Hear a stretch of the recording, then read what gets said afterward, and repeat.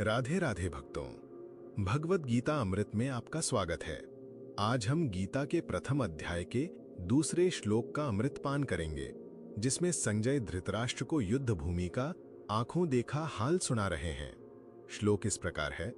संजय उवाच दृष्ट्वा तु पांडवानीकं व्यूढ़ं दुर्योधनस्तदा आचार्यमुपसंगम्य राजा वचनमब्रवीत।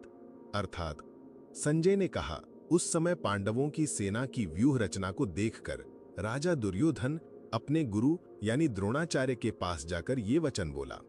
यहां ध्यान देने योग्य बात है, दृष्ट्वा तू अर्थात देखकर ही। जैसे ही दुर्योधन ने पांडवों की संगठित सेना को देखा, उसका हृदय भय से कांप उठा। उसके पास विशाल सेना थी, भीष्म और द्रोण जैसे महारथी थे, फिर भी वह असुरक्षित महसूस कर रहा था। ये भय क्यों? क्योंकि दुर्योधन अधर्म के पक्ष में खड़ा था। उसका मन अपराध बोध और पाप से भरा हुआ था। जब भीतर सत्य और धर्म का बल नहीं होता, तो बाहरी शक्ति कितनी भी बड़ी क्यों न हो, मन में आत्मविश्वास कभी नहीं आता। भयभीत होकर वह सीधे सेनापति भीष्म के पास नहीं, बल्कि अपने गुरु द्रोणाचार्य के पास जाता है, ताकि वह उन्हें पांडवों के विरुद्ध भड़का सके।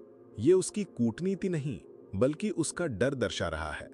इस श्लोक से हमें ये अनमोल शिक्षा मिलती है कि अधर्म के मार्ग पर चलने वाले व्यक्ति के पास चाहे कितनी भी सांसारिक शक्ति या सेना क्यों न हो, उसका मन सदैव भय, संदेह और असुरक्षा से ग्रस्त रहता है। जबकि धर्म के पथ पर चलने वाले व्यक्ति के पास साधन भले ही कम हो, पर उसका हृदय आत्मविश्वास और निर्भयता से भरा होता है, क्योंकि उसे पता है कि स्वयं प्रभु उसके साथ है। हरे कृष्ण।